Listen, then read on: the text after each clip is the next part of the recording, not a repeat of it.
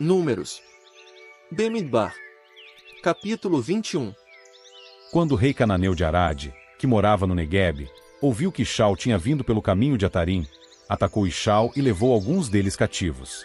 Assim, Ishau fez o seguinte voto a Iau: Se tu entregares este povo nas minhas mãos, sem falta entregarei suas cidades à destruição. De modo que Iau escutou a voz de Ishau e lhes entregou os cananeus, e Ishau destruiu tanto a eles como as suas cidades. Por isso, deram ao lugar o nome de Ormá. Enquanto continuavam a viagem, depois de terem partido do Monte Hor pelo caminho do Mar Vermelho para contornar a terra de Edom, o povo ficou cansado da viagem. E o povo falava contra o Criador e Macha: Por que vocês nos tiraram do Egito para morrermos no deserto? Aqui não há comida nem água, e nós odiamos este pão desprezível. Então Iau enviou serpentes venenosas contra o povo e elas os picaram, de modo que muitos israelitas morreram. O povo foi então a Macha e disse: Pecamos ao falar contra Iau e contra o amo. Interceda junto a Iau para que tire as serpentes do nosso meio. E Macha intercedeu pelo povo. Iau disse então a Macha: Faça uma imitação de uma cobra venenosa e coloque-a num poste. Quando alguém for picado, terá de olhar para ela para ficar vivo. Macha fez imediatamente uma serpente de cobre e a colocou num poste. E sempre que uma serpente picava um homem e ele olhava para a serpente de cobre, continuava vivo. Depois, os israelitas partiram e acamparam em Obote. Partiram então de Obote e acamparam em Jeabarim, no deserto que fica em frente a Moabe, ao leste. Partiram dali e acamparam junto ao vale de Zered. Dali partiram e acamparam na região do Arnon, que fica no deserto que se estende desde a fronteira dos amorreus, pois o Arnon é o limite do território de Moabe, entre Moabe e os amorreus. É por isso que o livro das guerras de Iau menciona Vaeb, em Sufá, os vales do Arnon e a descida dos vales, que vai em direção à cidade de Ar e fica ao lado da fronteira de Moabe. A seguir, foram para Bir. Esse é o poço a respeito do qual Iau disse a Macha: Ajunte o povo para que eu lhes dê água. Naquele tempo, Ishau cantou o seguinte cântico: Brote água, ó poço. Respondam-lhe: O poço que príncipes cavaram, que nobres do povo escavaram, com bastão de governante e com seus próprios bastões. Então foram do deserto para Mataná, de Mataná para Naaliel, e de Naaliel para Bamote. Foram de Bamote para o vale que fica no território de Moabe, no alto do Pisga, de onde se avista Gesimon. Ishau enviou então mensageiros para dizer a Sion, rei dos amorreus: Deixe-nos passar pela sua terra. Não nos desviaremos para nenhum campo nem vinhedo. Não beberemos água de nenhum poço. Iremos pela estrada real até termos passado pelo seu território. Mas Sion não deixou Ishau passar pelo seu território. Em vez disso, Sion reuniu todo o seu exército e saiu ao encontro de Ishau, no deserto. Quando chegou a Jaás, começou a lutar contra Ishau.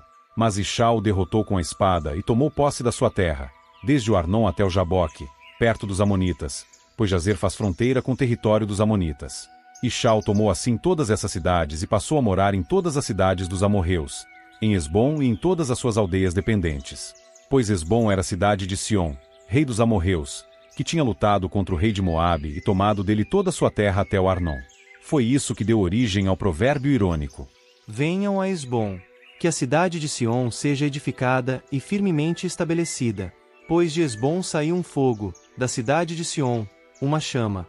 Consumiu o ar de Moabe, os reis dos lugares altos do Arnon. Ai de você, Moabe! Vocês serão destruídos, ó povo de Quemós. Ele faz dos seus filhos fugitivos, e das suas filhas, cativas de Sion, rei dos amorreus. Atiremos contra eles. Esbom será destruída até Dibom. Vamos desolá-la até Nofá. O fogo se espalhará até Medeba. Então Ishau passou a morar na terra dos amorreus. Macha enviou então homens para espionar Jazer. Eles tomaram suas aldeias dependentes e expulsaram os amorreus que havia ali. Depois mudaram de direção e subiram pelo caminho de Bazã. E Og, rei de Bazã, saiu com todo o seu exército ao encontro deles para batalhar em Edrei. Iau disse a Macha: Não tenha medo dele, pois eu o entregarei nas suas mãos, com todo o seu povo e a sua terra. Você fará com ele o mesmo que fez com Sion, rei dos amorreus, que morava em Esbom. Números. Bemidbar. Capítulo 22. Os israelitas partiram então e acamparam nas planícies desérticas de Moabe, em frente a Jericó, do outro lado do Iordo. Balaque, filho de Zippor, viu tudo o que Shaul tinha feito aos amorreus, e Moabe ficou com muito medo daquele povo, porque eram muitos. De fato, Moabe ficou apavorado por causa dos Ixalitas. Moabe disse então aos anciãos de Midian: Agora essa congregação devorará tudo ao nosso redor, assim como um touro devora a relva do campo. Naquela época Balaque, filho de Zippor, era rei de Moabe. Ele enviou mensageiros para chamar Bilaão, conhecido por Balaão, filho de Beor, em Petor, que fica junto ao rio Eufrates, na sua terra natal, dizendo: Apareceu aqui um povo que saiu do Egito. Eles cobrem a face da terra e estão morando bem diante de mim. Agora venha, por favor, e amaldiçoe esse povo para mim, pois são mais fortes do que eu. Talvez eu possa derrotá-los e expulsá-los desta terra, porque sei muito bem que quem você abençoa é abençoado e quem você amaldiçoa é amaldiçoado. Portanto, os anciãos de Moabe e os anciãos de Midian viajaram com pagamento pela adivinhação nas suas mãos, dirigiram-se a Bilaão e transmitiram-lhe a mensagem de Balaque. Então ele lhes disse: Passem a noite aqui e eu lhes trarei a resposta que Ial me der. Assim, os príncipes de Moabe ficaram com Bilaão. O Criador veio então a Bilaão e perguntou: Quem são esses homens com você? Bilaão respondeu ao verdadeiro Criador: Balaque, filho de Zippor, rei de Moabe, enviou-me uma mensagem, dizendo: Apareceu aqui o povo que saiu do Egito, e estão cobrindo a face da terra. Agora venha e amaldiçoe-os para mim. Talvez eu possa lutar contra eles e expulsá-los. Mas o Criador disse a Bilaão: Não vá com eles. Não amaldiçoe o povo, pois eles são abençoados. Bilaão levantou-se de manhã e disse aos príncipes de Balaque: Voltem para sua terra, pois Ial não permitiu que eu fosse com vocês. Então os príncipes de Moabe partiram, voltaram a Balaque e disseram: Bilaão se recusou a vir conosco. No entanto, Balaque enviou novamente príncipes, em maior número e de mais destaque do que os primeiros. Eles foram a Bilaão e lhe disseram: Assim disse Balaque, filho de Zippor: Por favor, não deixe que nada o impeça de vir a mim, pois eu o honrarei grandemente e farei tudo o que me disser. Então venha, por favor, e amaldiçoe esse povo para mim. Mas Bilaão respondeu aos servos de Balaque: Mesmo que Balaque me desse a sua própria casa cheia de prata e ouro, eu não poderia fazer coisa alguma, grande ou pequena, que fosse além da ordem de Ial, meu Criador. Mas por favor, também fiquem aqui esta noite, para que eu saiba o que mais Ial me dirá. O Criador veio então a Bilaão de noite e lhe disse: Se esses homens vieram para chamá-lo, vá com eles. Mas você só poderá falar as palavras que eu lhe disser. Então Bilaão se levantou de manhã, selou a sua jumenta e foi com os príncipes de Moabe. Mas a ira do Criador se acendeu porque ele estava indo, e o mensageiro de Ial ficou de pé na estrada para impedi-lo. Bilaão estava montado na sua jumenta, e 2 dos seus ajudantes estavam com ele. E quando a jumenta viu o mensageiro de Ial parado na estrada com uma espada desembainhada na mão, tentou sair da estrada e entrar no campo. Mas Bilaão começou a bater na jumenta para fazê-la voltar à estrada. Então o mensageiro de Ial ficou parado num caminho estreito entre 2 vinhedos, com muros de pedras dos 2 lados. Quando a jumenta viu o mensageiro de Ial, começou a se espremer contra o muro e apertou o pé de Bilaão contra o muro, e Bilaão bateu nela de novo. O mensageiro de Ial foi então mais adiante e ficou de pé num lugar estreito, onde não havia como se desviar nem para a direita nem para a esquerda. Quando a jumenta viu o mensageiro de Ial, ela se deitou debaixo de Bilaão, de modo que Bilaão ficou furioso e voltou a bater na jumenta com seu bastão. Por fim, Ial fez a jumenta falar, e ela disse a Bilaão: O que lhe fiz para você me bater essas 3 vezes? Bilaão respondeu à jumenta: Você me fez de tolo. Se eu tivesse uma espada na mão, eu mataria você. A jumenta perguntou então a Bilaão: Não sou a jumenta em que você montou toda a sua vida até hoje?